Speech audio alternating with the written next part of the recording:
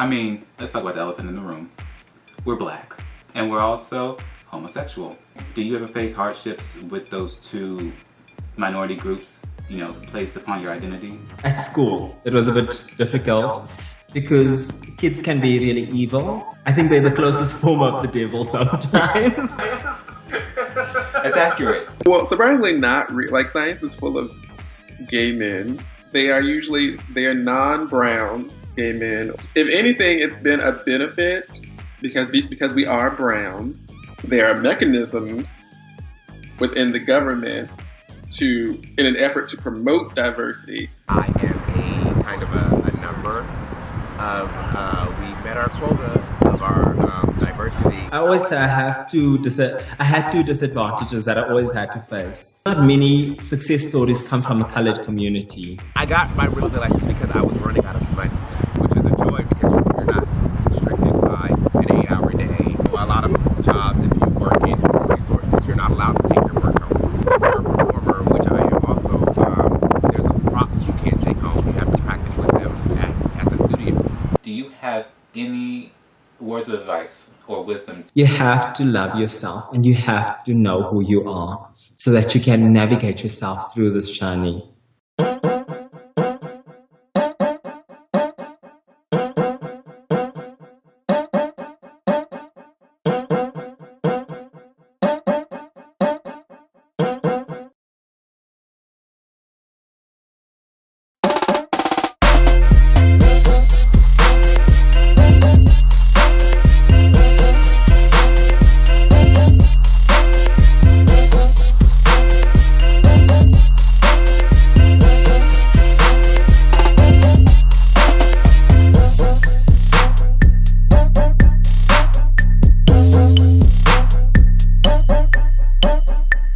I am a dancer.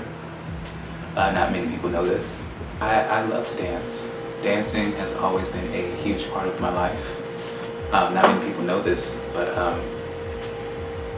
it's something that feeds my soul each and every day. I don't want to brag, but you are actually looking at the very first male performer of the Rosebank Elementary 3rd grade dance ensemble. Yes.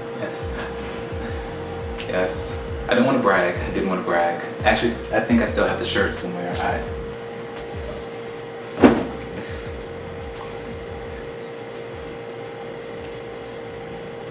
I was a big child, so anyway, it was a great time, I remember wowing the teachers and that one guidance counselor with my audition piece, a show-stopping dance number to Mariah Carey's hit song, Dream Lover. That might have been the gayest thing I've ever said. Dancing, I started dancing when I was 3. My mom said that I was watching a Janet Jackson video and that I just started dancing, copying the moves. I can't remember what video it was, but she said that I just started copying the moves. I think it's one where she has like a chair and she like gets in the chair and like Pleasure Principle. Yes, and in the chair, she said that I was on a chair, on my little Fisher-Price chair, tipping over, just like hers. Not only are you a real estate agent and you do all this cool stuff, you have this, side hustle of motivational speaking and you build other people's businesses, but you have a passion yourself for dancing. Mm-hmm. Yes. And I have so many questions. Because you're great at that too. I'm okay. No, you're I'm great. getting better. I've seen your stuff on social media, and me and you have talked before. From your mother, telling you the story about Janet Jackson's Fisher-Price chair here, just recreating Pleasure Principle. Like, who else did you look up to? Like, who are your influences for dance? It probably would be like Janet and Michael. That would be like the most that I looked to for like dancing, to see because they were always like individually dancing, like by themselves. Even when they were with their backup dancers, they always stuck out as performers and just doing little idiosyncrasies in their dances. You know, everybody knows like Michael with his moonwalk or like his hands or like gyrating, and then we all can see like, Janet and her, even Janet and Michael both with like that head bop thing that they both do. Like people immediately when you think of Janet and Michael, people, if you hear their music, people just start doing that head bop thing that they do, and maybe they didn't create it, but they like owned it, and it became a part of their brand. I was born in 1986, so the dance in the 90s and early 2000s was very much hip hop driven, and it wasn't as hard hitting. It wasn't a lot of dance teams. It wasn't the dance shows, and everybody didn't want to be a dancer then. It was actually frowned upon for men to be a dancer when I was younger. And I remember a lot of backlash happening to me when I was like 7 years old in second grade. What happened? And it was just a lot of people like talking about me. I would get, kind of gay bashed already at 7 and at 6. I started off probably when I was 4, like after my mom saw me doing that tap dancing. So in tap dancing, men tap dance. That was okay for you to tap dance at that age. But growing up when you got put into ballet or jazz, and I remember moving here from Michigan, and I joined the dance team at my elementary school, and I just remember all the kids like talking about me because I was the only boy on the dance team, and I was a little more feminine than the other boys, but I was still like a boy. Like I played sports, I was still bad, I still fought with everybody, I still like chased the girls around, I still did all of those things that boys do. I just had maybe a higher pitched voice, and then I danced on the dance team. So it did cause me to, being in a different state, to go into my shell and not take on dance the way people who are my age have advanced in dance. So that's why I say I'm okay at it, because I'm still working on growing my technique, growing the craft, and becoming better so that I can get to where I want to be eventually. And I know that if I didn't have those things from like our community, like looking down upon me, even family, just like, oh, he don't need to be doing that kind of dance, and that boy don't need to be doing that. Those things being fed to me, I probably would have looked at B, on Broadway performing, or be Simba in The Lion King, or Lola in Kinky Boots, or advanced now. But all of our lives, everything makes us who we are supposed to be. So I'm thankful for all of those things because they built me up to be stronger. Well, actually, dance gave me kind of like that confidence, because I started in high school, but it was like a little group I joined. It was Images Modeling and Performing Arts Troupe. So I did that, and from that, I was hanging around more people who were like openly gay, and like especially men of color, because that's all there was in the group. And it was kind of like giving me this idea. I'm like, why am I hiding it? Are you from Florida, or? I'm originally born and raised in Miami, Florida. Yeah. Oh, okay, wow. Yeah. What was that like? What was it like growing up in Florida? Well, Miami particularly. Like, it was nice because, I mean, we're kind of spoiled, like, between the weather and the beaches and the beautiful people and the amazing food. It was nice. Obviously, you're a man of color. Yes. But that last name got some culture in it. Yes, Velazquez. So do you mind me asking what's your ethnicity? Yes, I'm Puerto Rican Cuban. Wow. Yeah, but I identify, well, I feel like if I get pulled over on the turnpike, I'll be black. But I will say, usually when they see my last name, Velazquez, like I get treated a little differently, especially in Miami. Wow. Like you would be surprised, yeah. And most people in Miami assume I'm Spanish, I guess because of the way I look. But for me, I feel like I look black because I got my mother's features and my dad's complexion, basically. So I had that complex where I was never light enough, or I was never dark enough. So when growing up in Miami, going back to that, like I had a rough time kind of finding out who I was, especially, you know, when you had to check on the paper, white, black, Hispanic, or other. I never knew what to check because I didn't speak Spanish. I was like second generation, and my mom was black Cuban and my dad was a white Puerto Rican man. So I had no idea what what to do. I actually feel you on that though. Yeah. I get that same feeling of like how you said there's never Right. light enough, never dark enough, and it's like the whole concept honestly is just so antiquated and so unnecessary. It is unnecessary. I hate being put in a box, especially like that's why with dance, I don't like to be categorized as a particular dancer. I like to do salsa, I like to do modern, I like to do jazz, I like to do everything. I'm so glad you brought up dance because you are a phenomenal dancer. Thank you so much. And I've been itching to ask you, how did that come about? Like, how did you fall in love with dance? Who are your inspirations? Like, how did all that happen? Well, I was never a dancer, believe it or not. I had no rhythm. I had 2 left feet. Get out. I was, always naturally muscular, always as a build, so it was hard for me to gain flexibility. So I went from football, then I transitioned to being a trumpet player in the band. And then in my 3rd year in college, I was just like, you know what? I really want to dance. I've been trying to dance in high school for years with my best friend. That's who inspired me really to pursue dance.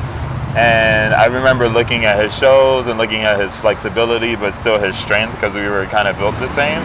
So it was very inspiring, and that's something I just really wanted to set my heart on and set my goal for that year, just to be a dancer. So my 3rd year in college at Bethune-Cookman University, I dropped out the band, I left my music scholarship, everyone thought I was crazy, and I auditioned for New World School of the Arts in Miami, and I don't know how I got in, because I had no training, but I had passion. I'm pretty sure they saw that. So going back all the way to then, all the way to now, what do you think is like one of the biggest obstacles you've had to face because of, maybe your color or your sexuality? Both. Both my color and my sexuality. Like when I moved to LA after I graduated in dance with companies, I was like, I want to do commercial. Everyone was like, you definitely should. You have a look. Yeah. Like, do it. You have this nice body. But like, here it doesn't really matter. One agency in particular, I won't say the name, but they categorized you. They were like, let's have all the black guys over here, all the white guys here, all the Asians, all the biracial guys. And I'm like, so where do I go? Do you guys want me to go with the black guys or like biracial? She's like, well, go with the biracial guys. I'm like, okay, perfect. I'm, of mixed color, of mixed race rather, even though I consider myself black, I felt that was the best place for me. Yeah. So then she turned her head, she's like, no, go with the black guys. So I'm with the black guys, which I'm fine with. Yeah. And then I'm looking around and I'm like the only guy who was of lighter complexion. And so from that experience, I was like, wow, they really didn't know where to put me. And on top of that, they were like, we want you to be yourself, but dance like a guy. And I was like, okay, what does that mean? Yeah. From that experience, I was like, wow, they're still categorizing me in a world where artists are just supposed to be artists and we're just supposed to be these free human beings. So it was kind of a different experience because it kind of brought me back to my childhood and dealing with that whole, are you white or are you black or what are you?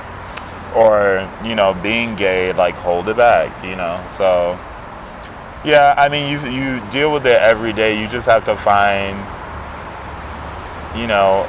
light in every situation, which I try to do. I try to make the best out of every situation.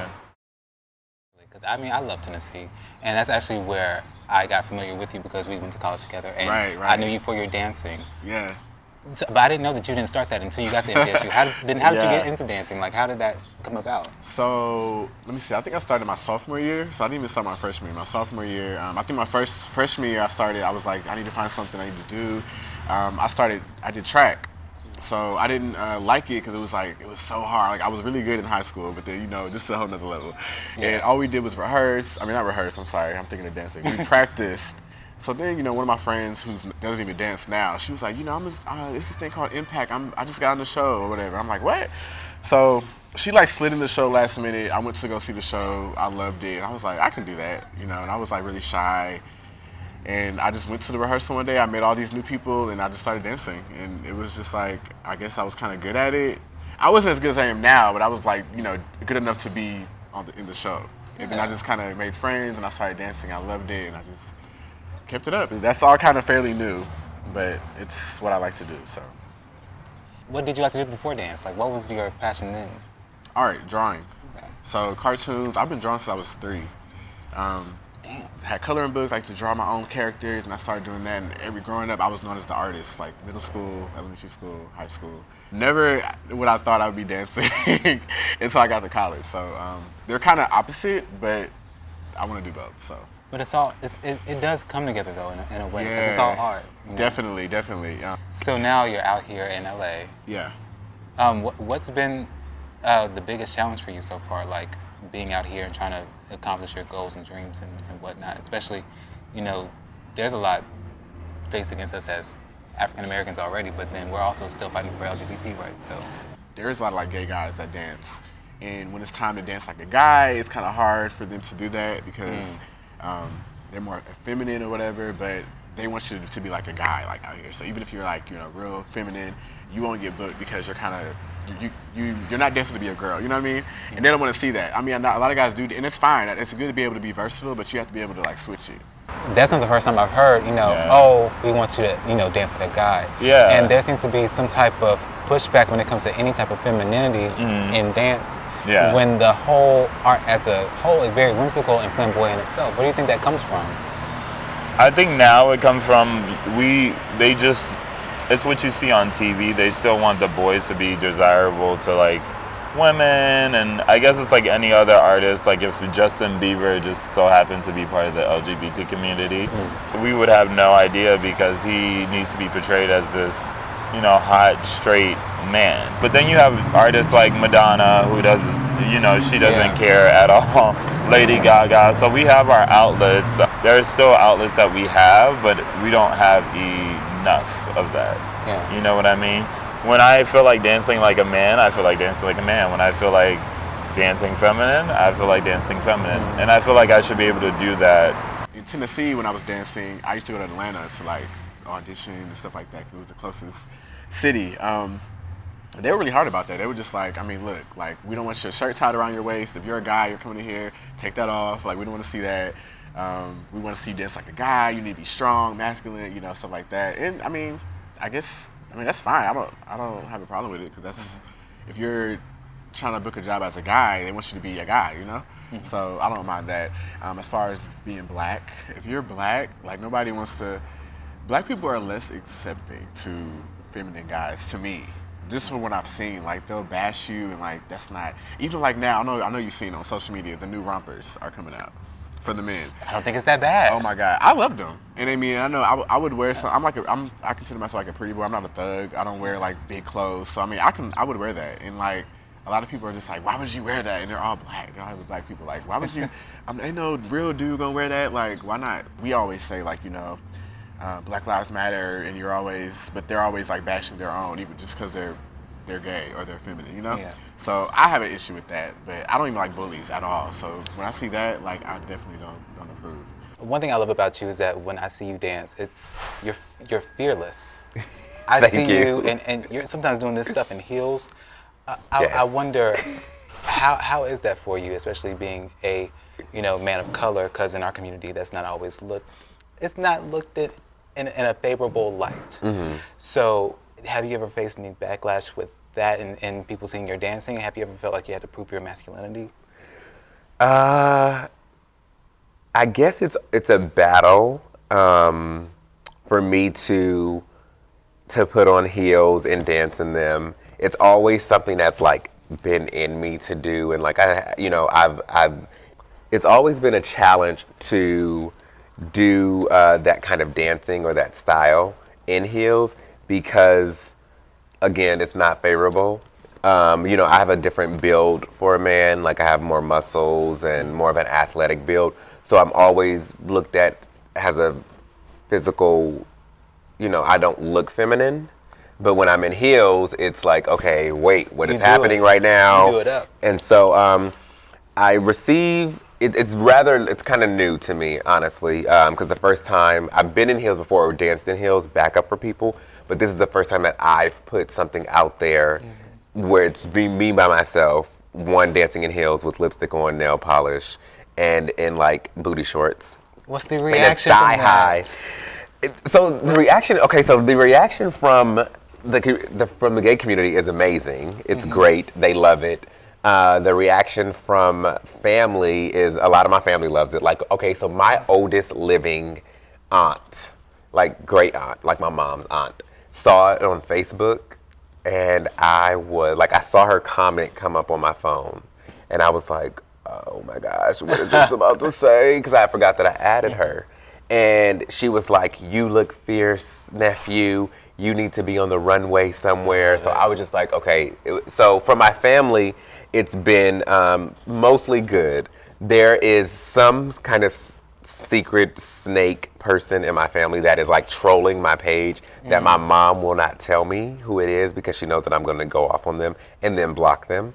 That like, oh, you need to tell your son to stop, watch what he puts on Facebook. Like, everyone doesn't need to, know his personal business or these things like that. All of my other family, they see it, and it's good and bad because they're like, oh, we love you doing that, but we want you to be more, like they give you the but. We want you to be more like this. We want you to do more of this. So I didn't realize how much me putting this video out there was gonna probably affect my psyche from what people were saying. So how do you think it's affected you?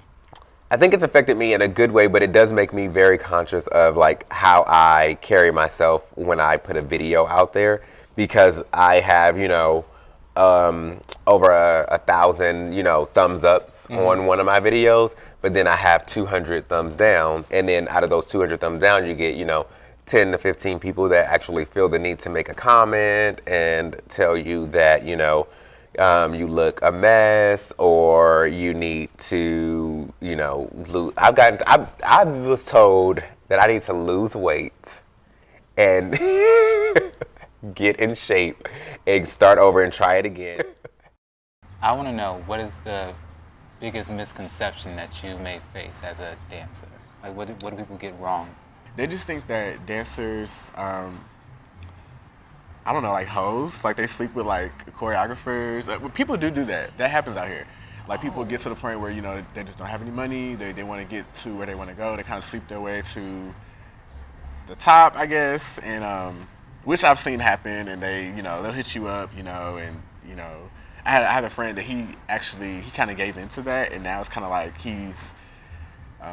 it didn't get him anywhere. So he's kind of like stuck, and he's kind of upset about it. He stopped dancing for about 2 years. Being a man of color and a dancer, an openly gay dancer, it's hard because you do have these stigmas like, we are hoes, or we all do drugs, or we all, So when I do enter the club scene and the party scene, it is difficult because you have people who just slap your ass, or who just grab your, can I say dick? You can say I whatever just said it. Yeah. Yeah, or who grab your dick and wow. I mean, I just think it's crazy. Oh, they also think that everybody kind of like, just shacks up in like a little, well, they do that sometimes. You have to do that sometimes. You have to shack up in a little room because you don't have any money, but it's just temporary, It's all temporary, and it'll all pass. So That's right. The struggle's real, but it's not permanent. Exactly. There you go. I want to hit back to something that you said earlier. You said, had you had more support from your family and I guess more the community that you were raised in, to be more accepting of your dancing career, you would probably be further within, like maybe on Broadway, maybe doing, having on tour with Dric Hall. Yeah. But you have done amazing things, like being on tour with Jhené Aiko. Like, how did that happen? So at that time, it was when Jhené was with TUG and B2K was out, and it was a very enjoyable time for entertainment in the industry, and it wasn't like, I don't know, it's just different now. But it was so fun then, because I feel like entertainers were, even though we have social media, they were very attainable to be able to talk to and like socialize with, and then you could have the opportunity to dance back up for them, especially when they were fresh and new. So When I met Janae, it was through a friend of mine who's a choreographer now, and shout out to Mr. Lucky at Old School Skinny. That's one of his classes that he teaches. We had met and we were just hanging out. We were friends. We both loved dancing. He loved dancing, so we would always go to auditions together. And he had my other friend Terrence. He had him and Terrence were the backup dancers for Janae. And is that Terrence, I believe, booked Wicked. So he booked Wicked and couldn't dance backup for Janae anymore. So I was just like kind of like tagging along at all the rehearsals, hanging out like, hey, what's up, this, that, and the third. Terrence booked Wicked, and he asked me to dance backup for Janae, which I was completely ecstatic about. I love it. I want to know, what's your proudest moment thus far of being a dancer in your dancing career? I have so many proud moments. I would say my proudest moments, well, one of them was first my parents finally came to the show. They didn't take it seriously, but they finally came to my show. They came, my aunt came, uncles, like they kind of just came together, and they were just like my mother came backstage and was looking for me like, oh my God, I'm so proud of you. Another proud moment is when I made a dance crew, which I was like, oh my God, that's like a big deal. I didn't think I was that good enough to make it. So when I made that, I was like, wow, like I feel like I made this group with like all these dope dancers. Like we were versatile, we were all really good, and when we come together, we can make like some really good stuff. So I was just really happy that I made that, and then that took us, you know, we had performances, we had gigs, that took us places. Like I've done live TV, I did Gabrielle Union's Wayne Wade's wedding, I did that, I danced with John Legend, I did all these things. But I think some of my proudest moments are the little things, like the class that I hosted for Trayvon Martin to benefit, like, and to help donate towards his funeral. Like I did that, and I did a class for the victims in Haiti with my friend Rifkins Christopher, who's also another dancer, and he's originally from Haiti. I think those are some of my most proudest moments. And then of course when I got out here, I started getting videos and stuff like that, and those are big, but yeah. So. I saw, I don't know if it was a picture or a video, but it was all I saw was Keke Palmer, and I was like, go ahead. Yeah, I was like, go ahead. I worked with her like twice so far, and hopefully I think she's going on tour soon, and I would like to do that too. I've never been on like an official tour. I've been on like a mini tour before, but yeah, I worked with her twice. She did like a show for like something called Awesomeness TV, and then we did like I did like a little dance video with her. Omarion, he came through one of our rehearsals. That too. Yeah, and that was awesome. I feel like I can use my following and my talent for different things and for personal gain, but I'd much rather use it for something bigger than myself. And there's a lot going on in the world, but there's a lot of good too, and I feel like there's a lot of change that we can bring because we are so diverse. And I look at us as kind of like these special beings, not excluding openly white gay men or but we just face so much difficulty. And we are always triumphant, and we always seem to find a way out and a positive outlook on life and a positive way of like doing things. And so I feel like interviews like this and like, you know, just discussions and using our art for the greater good is something that we can do so that people can start to tilt their head and be like, oh, they're not so bad, or they are different, but a good different, you know? I want to know from you, because you are succeeding and you're thriving in this business. So, what do you think is like the key to being successful as a dancer and being a great dancer? The key to being a successful dancer is to be, one, humble. I think people forget that being nice goes a long way. Yeah. But besides being humble and remembering where you come from, you have to train like hard. Yeah. And it gets pricey, it gets expensive, which I know is a lot of dancers' excuses. But now we're living in 2017 where you can go on YouTube and look at a class and do it yourself at home. Don't give in, like, you know, it's gonna be choreographers coming at you, managers, producers coming at you, to like, people have sugar daddies, like, it's, you know, taking the easy way out. It's crazy out here. Social media plays a big part as well. It definitely does. So, like, out here, like, they love, they're like, I applied for a dance job at Millennium, the dance studio. I think I know. It's like a really like famous dance studio, and the first question she asked, like, how many followers you have?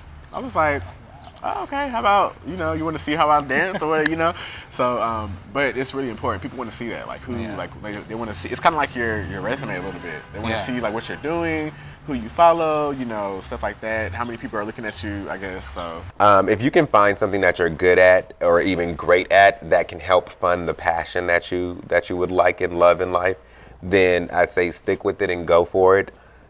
Being a realtor, I make my own schedule. I call the shots.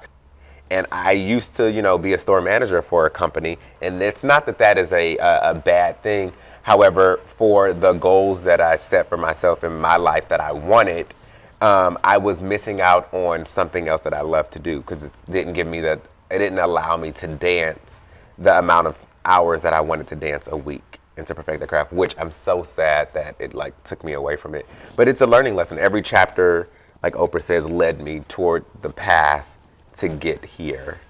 And I couldn't be more thankful or grateful. You can be who you want to be and celebrate yourself triumphantly, which is a line from the hit award-winning musical Kinky Boots, which I love, which I want to be Lola one day or one of the angels in the show. I could be a man in the show because they have men in the show also. When I reached out to you and you told me your story, just a tiny bit of it, I was like, we have to talk now. Because I'm so intrigued about, what has, been going on with you in your life. And I've seen you on social media and you're super talented as a musician, but, you started out, from my knowledge, as a dancer, and I want to know how that journey was.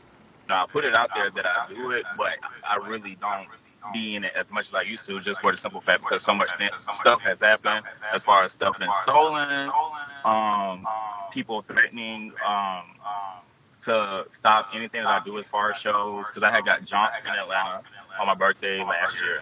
Oh, wow. Yeah, so it was a big, change within that. And then even with all of that, it was just like, being a dancer, a lot of people try to be disrespectful towards you. So it just kind of, it just was up and down. Like, it was cool because of the money. It wasn't even that much because I was a go-go dancer.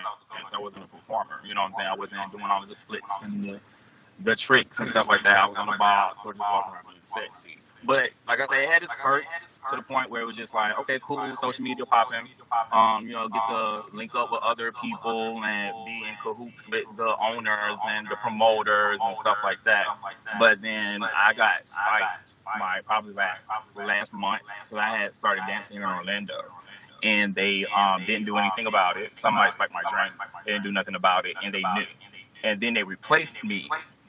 Yeah, they replaced me, and then that was just that. So yeah, I mean, that's just what it was. Like, I wouldn't tell anyone to strip. I wouldn't, you know what I'm saying? People always ask me, where can I dance at, blah, blah, blah, or how stripping, I want to be a stripper, or I want to be like you, and it just be like, dance like that, there's always some bad shit happening. But the good thing out of it all is that even with this rapping career thing, I have, connections in almost nearly every major, city, or whatever in the nation. So it's just like, okay, cool. Now I can perform here, and I can perform here. To getting away from, the scene of go-go dancing and that, nature, you are so much more than that. You are doing music, and I've seen you, on social media doing very well. You're very nice. Like, you have a very nice flow. You're a rapper. And you make no apologies that you are a gay-ass rapper, as you like to say. Right. So tell me how you got into music.